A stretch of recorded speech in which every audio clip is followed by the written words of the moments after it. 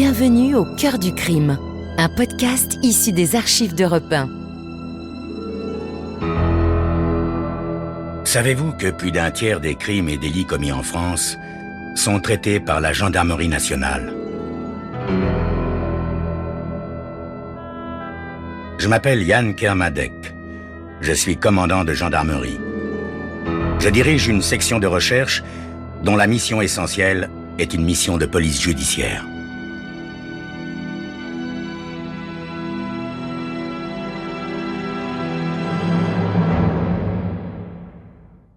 L'histoire que je vais vous raconter est une histoire vraie. Tous les faits sont réels et se sont déroulés en France. Seuls, les noms des personnes et des lieux ont été changés.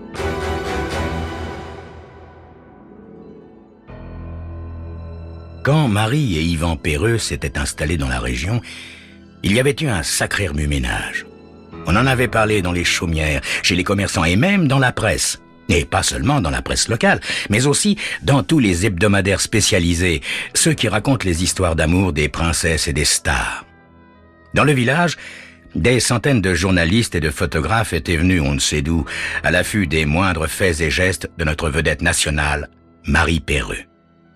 Pendant plusieurs mois, il y avait eu un chantier très impressionnant à l'emplacement de la vieille ferme des Katz, les parents de Marie. Était-ce un caprice? Marie Perreux avait décidé de faire construire une énorme bâtisse avec piscine, comme on en voit sur la Côte d'Azur, à l'endroit même où ses parents et ses arrière-grands-parents avaient, pendant des générations, sué sang et eau pour cultiver leurs terres et en vivre plus ou moins chichement. C'était une sacrée revanche pour la petite paysanne qui, un beau matin, était partie tenter sa chance à Paris. La villa était spacieuse, imposante, de style hollywoodien, un peu tape à l'œil. La femme du maire trouvait que cela faisait nouveau riche, mais je crois bien que cette maison, la Louisiane, en faisait rêver plus d'un. Marie avait fait planter des quantités d'arbres, d'arbustes autour de la villa, et tout cela était du plus bel effet et contrastait étrangement avec les autres propriétés du pays. Il y avait aussi une immense piscine que les enfants du village avaient vu installer, les yeux pleins de convoitise. Ainsi donc, Marie Katz était devenue la star Marie Perreux et était rentrée au pays, riche, célèbre et mariée à Yvan Perreux, l'un des plus beaux playboys de la capitale. Lui, on le rencontrait au volant de sa voiture de sport, bronzé, été comme hiver, toujours aimable et galant avec les dames, dépensant sans compter chez les commerçants de la région qui bénissaient la venue de ce couple tapageur, mais bon client.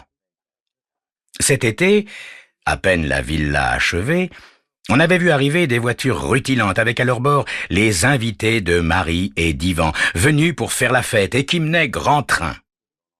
Les gamins du village allaient se poster devant l'entrée de la villa pour regarder passer les têtes connues, acteurs, metteurs en scène, animateurs de télévision, invités privilégiés et fort bruyants. Certains enfants allaient même jusqu'à grimper aux arbres pour observer cette joyeuse compagnie plongeant dans la piscine à grand renfort de cris et de rires. Tout allait pour le mieux du côté de la villa Louisiane. Mais les invités avaient enfin regagné Paris quand, par un beau matin de septembre, le sous-officier de permanence de la compagnie vit se garer devant la gendarmerie la dernière décapotable flambant neuve d'Yvan Perreux. Celui-ci, décontracté mais le regard caché par d'épaisses lunettes noires, se présenta au bureau d'accueil et demanda à me parler de toute urgence. Je le fis entrer dans mon bureau et c'est ainsi que je reçus la déposition d'Yvan Perreux. Cela va vous paraître idiot, mon commandant, mais ma femme a disparu. Oui. Voilà 3 jours et 3 nuits qu'elle n'est pas rentrée. Son frère, qui est venu passer une semaine chez nous, veut absolument que je vous signale le fait. Alors voilà, c'est sûrement un caprice de sa part, mais je vous aurais informé, n'est-ce pas? Je me trouvais quelque peu interloqué. Les artistes sont parfois bizarres, soit, mais l'attitude de cet homme était étrange. Monsieur Perreux, vous me dites que votre femme est partie, mais partie comment? En voiture? Non, mon commandant, sa voiture est là, personne n'y a touché depuis 3 jours. Monsieur Perreux, pensez-vous que votre femme ait pu prendre le train? Ah, mais c'est possible, mon commandant, je ne sais pas, moi. Vous vous êtes disputé? Autant vous le dire, oui, mon commandant. Marie n'a pas un caractère facile et nous nous sommes un peu accrochés, quoi. Alors elle a dû partir faire un petit voyage. Mais comment ça, un petit voyage, monsieur Perreux? Quand avez-vous vu votre épouse pour la dernière fois? Le 27 août. Je vous l'ai dit, nous nous étions disputés. Elle m'avait fait une scène de jalousie. Alors, elle est sortie, je ne l'ai plus revue depuis, quoi. Elle est sortie comment? À pied? Oui, à pied. Elle a quitté la villa et elle n'est pas rentrée. Le lendemain, j'ai remarqué qu'il manquait quelques-uns de ses vêtements et peut-être même une valise. A-t-elle emporté de l'argent? Oh, elle a toujours son chéquier sur elle et sa carte bleue. Votre femme avait-elle l'intention de voyager? Non. Enfin, avec elle, on ne peut jamais savoir, n'est-ce pas? Non, expliquez-moi, monsieur Perreux. Votre femme était-elle dépressive?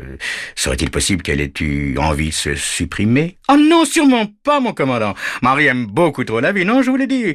Elle a dû faire un petit voyage. Voulez-vous qu'on la fasse rechercher? Pensez donc, mon commandant, mais non. Elle reviendra bien d'elle-même, jalouse comme elle est. Non, elle va bouder un peu et puis elle reviendra, j'en suis sûr. Non, je suis venu vous voir uniquement parce que Jean-Loup, mon beau-frère, a tenu à ce que je le fasse. C'est tout. Bien, monsieur Perreux. Soyez aimable de me tenir informé de son retour, et si vous désirez la faire rechercher, faites-le moi savoir. C'est cela, je vous remercie, mon commandant. Mais je préfère éviter ce genre de publicité, n'est-ce pas? Au revoir, mon commandant, et merci. Décidément, cette histoire était bizarre. Je décidai tout de même de mener une petite enquête, le plus discrètement possible, bien sûr. Dans le village, personne n'est au courant du départ de Marie Perreux. Mais la jeune femme est tellement fantasque qu'il se pourrait qu'elle se soit offert une escapade. D'autant plus que son mari, le bel Ivan, aurait déjà dans le pays une réputation de don Juan impénitent. La pharmacienne en sait quelque chose, enfin, c'est ce qu'on dit. Qu'est-ce qui a bien pu se passer dans la tête de Marie Perreux?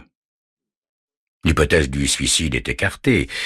La belle actrice aime trop la vie, son travail, sa gloire toute récente et tous les plaisirs qu'elle peut s'offrir aujourd'hui qu'elle est riche. Je décide de rendre visite à Ivan Perreux dans sa belle villa. Mais je veux qu'il me précise certains détails, et notamment la façon dont Marie était habillée et ce qu'elle a pu emporter. Mais monsieur Perreux n'est guère loquace, et je repars avec très peu de renseignements. Le lendemain, Jean-Loup Katz, le frère de Marie, se présente à mon bureau. C'est moi, mon commandant, qui a envoyé Yvan signaler la disparition de ma sœur. Sans ça, il continuerait de vivre sans s'inquiéter. Pour lui, tout va bien. Farniente, piscine, un frais coq en pâte, quoi. Mais moi, je crois pas que Marie soit partie. Où est-ce qu'elle irait, hein? Elle a bien trop peur que son chigolo la trompe dès qu'elle aura le dos tourné. Elle le connaît bien, allez.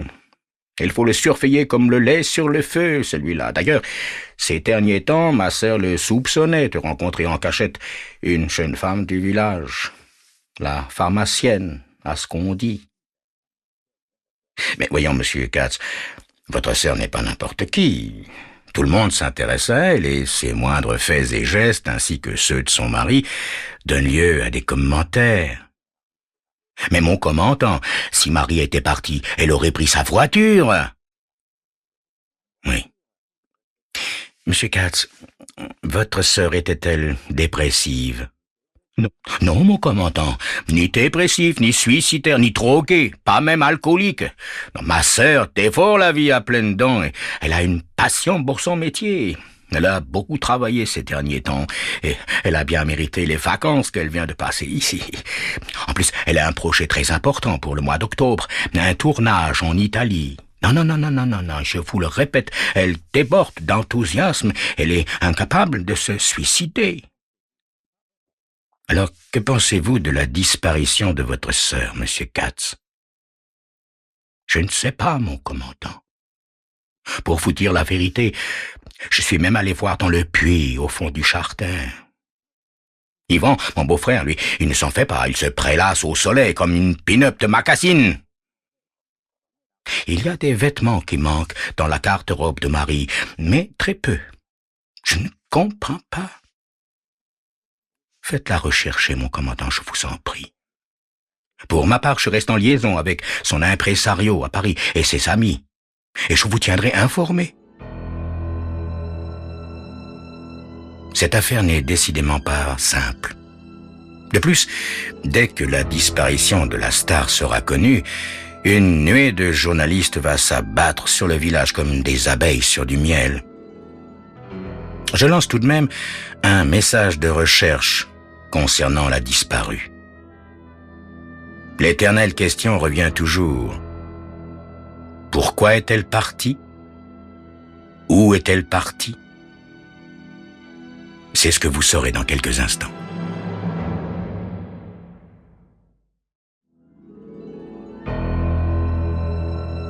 De retour au pays, la star de cinéma Marie Perreux a fait construire dans son village natal une villa hollywoodienne où elle a passé les vacances d'été avec son mari Yvan et les amis de celui-ci, une bande de joyeux fêtards.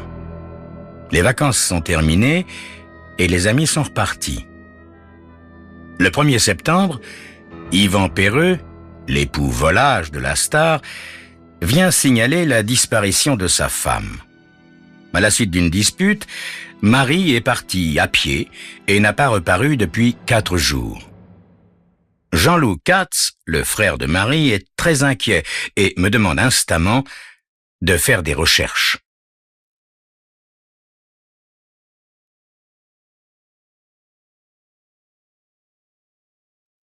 Cette fois, l'enquête est ouverte.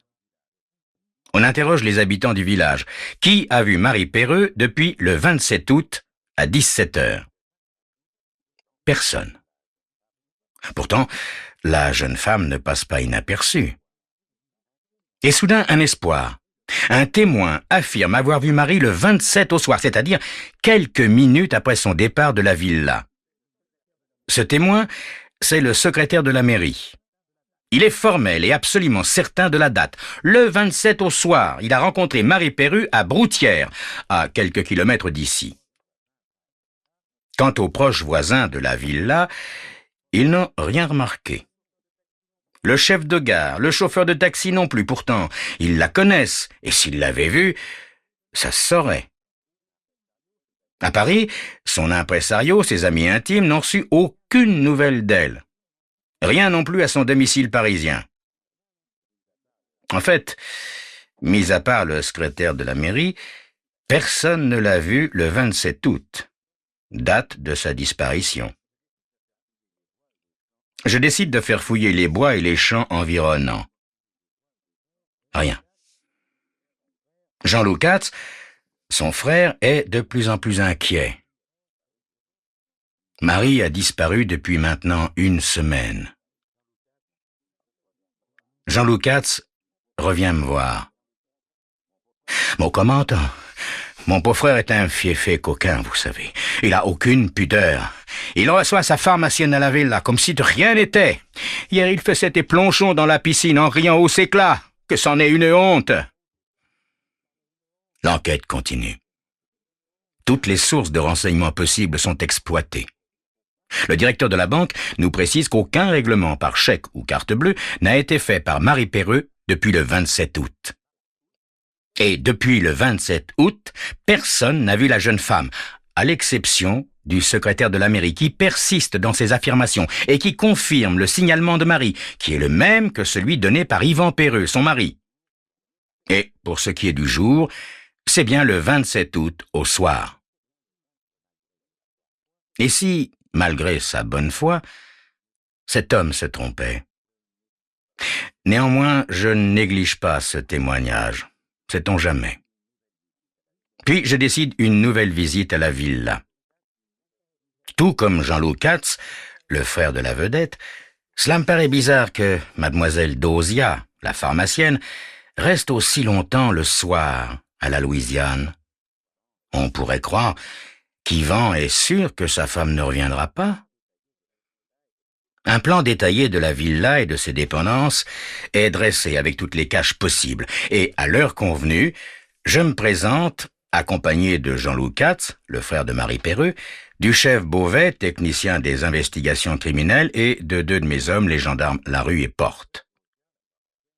Mademoiselle Dosia, la pharmacienne, est là, installée comme chez elle, dans un fauteuil du salon. Jean-Loup Katz fulmine, il est au bord de l'explosion. Yvan Perreux se précipite vers lui. « Mais calme-toi, Jean-Loup, je ne fais rien de mal, voyons. Je n'ai pas le moral en ce moment avec cette histoire. Alors, mademoiselle Dosia est venue me tenir compagnie, quoi. En plus, je suis harcelé au téléphone par les journalistes qui me posent les questions les plus insensées, qui veulent photographier les lieux, etc., etc., etc., vois-tu. Monsieur Perreux, nous devons retrouver votre épouse par tous les moyens. Il est normal, en premier lieu, de voir chez elle si elle ne s'y est pas suicidée, ou... » Yvan Perreux m'interrompt d'un air jovial et nous invite à visiter la maison et ses dépendances. L'intérieur de la villa est parfaitement net. Nous visitons, une à une, toutes les pièces plus luxueuses les unes que les autres. Chaque salle de bain est soigneusement inspectée, chaque mur, chaque plancher, le moindre cagibi est examiné. Le grenier et la cave passés au peigne fin. Rien. Absolument rien. On fouille le jardin, on inspecte la piscine. Toujours rien. Yvan Perreux nous observe d'un air goguenard. Vous voyez bien qu'elle n'est pas là, mon commandant, puisque je vous dis qu'elle est partie. Vous savez bien qu'elle a été vue par un témoin. Elle est allée, Dieu sait où. En Italie, peut-être. Elle doit y tourner un film au mois d'octobre. Elle est peut-être en train de jouer la Dolce Vita à Rome pendant que vous les cherchez ici. Monsieur Perreux, si votre femme était partie pour Rome, elle aurait pris le taxi jusqu'à l'aéroport. Or, ni le taxi du village, ni le chauffeur du car, pas plus qu'aucun automobiliste, n'a transporté Marie Perreux. Mais elle s'était peut-être grimée, mon commandant, attifée, de manière à ce qu'on ne puisse pas la reconnaître. Et si elle s'était fait enlever? Ah! Personne n'a pensé à cette horrible éventualité. Marie est riche, mon commandant, très riche. Nous sortons de la villa sans avoir trouvé l'ombre d'une piste. Dehors, les quotidiens s'étalent déjà aux devantures des marchands de journaux. Une star disparaît. La photo de Marie, en page 1, nous regarde en souriant. Je retourne à mon bureau. Je veux revoir tout le dossier. Je reprends le plan de la villa. Et tout à coup, il me vient une idée. Je téléphone à Jean-Loup Katz, le frère de Marie. « Allô, monsieur Katz, je suis en train d'étudier à nouveau le plan de la propriété de votre sœur. Je voulais vous demander, à qui appartient le terrain voisin, côté nord ?» À Marie, mon commandant. Elle venait de l'acheter pour y installer un court de tennis. Et la maison qui se trouve sur le terrain est inhabitée, à ce que j'ai pu remarquer. Oui, mais je suis déjà allé y faire un tour, mon commandant. Je viens immédiatement, monsieur Katz. Je suis sûr que je n'ai pas vu tout ce que je voulais voir. Quelques minutes plus tard, avec le chef Beauvais et les gendarmes Larue et Porte, je sonnais de nouveau à la Villa Louisiane. Cette fois, le bel Yvan Perreux nous reçoit d'une manière beaucoup moins aimable. « Qu'est-ce que vous voulez encore, mon commandant? Vous avez déjà tout remué par ici. Qu'est-ce que vous voulez de plus ?» « Mais vous ne m'avez pas montré la dernière acquisition de votre épouse, monsieur Perreux, cette ancienne ferme sur laquelle elle a l'intention d'installer un tennis. »« Mais la maison est complètement délabrée, mon commandant, je vois vraiment pas l'intérêt. Enfin, si vous y tenez. »« Oui, monsieur Perreux. J'y tiens. » Armés de torches électriques, nous parvenons jusqu'à la ferme abandonnée. Nous examinons tous les coins et les recoins. Rien. Yvan Perreux laisse exploser sa mauvaise humeur. « Mais vous voyez bien qu'il n'y a rien, mon commandant. Je commence à en avoir assez de vos insinuations. Feriez mieux d'aller vous coucher. Allez, la nuit porte conseil, comme on dit. » Nous sortons de là, bredouille, une fois de plus. Tout à coup, je m'arrête. « Larue, vite, la torche électrique. »« Monsieur Perreux, qu'est-ce que c'est que ça ?» Ça? C'est la fosse à purin de la ferme. La rue, porte. Aidez-moi à l'ouvrir. Apparemment, la dalle de couverture de la fosse ne semble pas avoir été bougée depuis longtemps. En effet, de la terre et du fumier tassé garnissent les joints du revêtement. Le chef Beauvais prend une tenaille et soulève la petite trappe de vidange.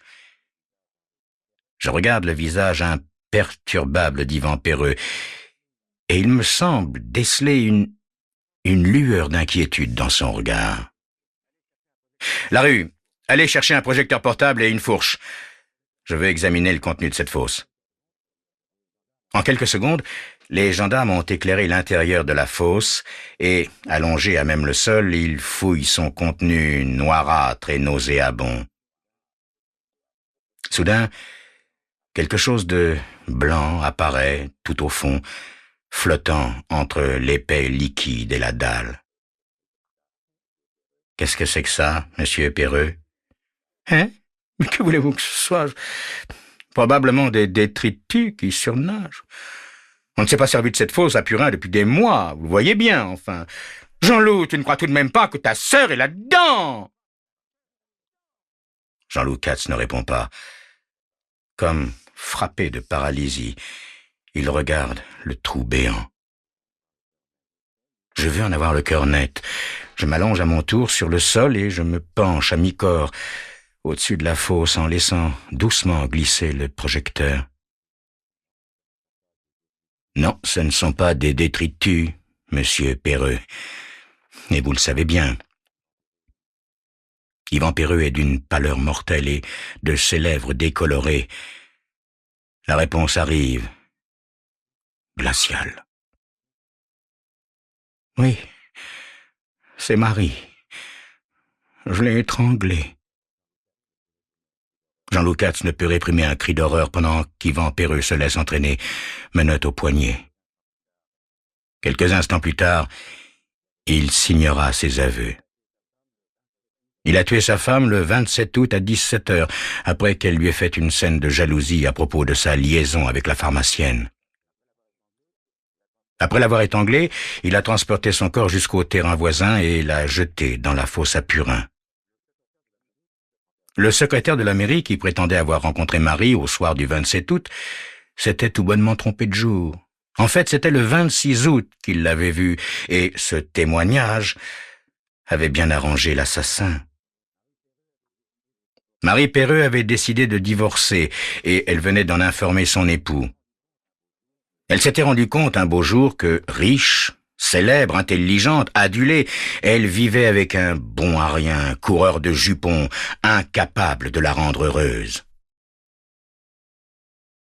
Yvan Perreux, qui s'était habitué au luxe et à la vie facile que lui procurait l'argent de sa femme, n'a pas pu supporter l'idée de tout perdre et de retourner à la médiocrité qui était la sienne avant son mariage.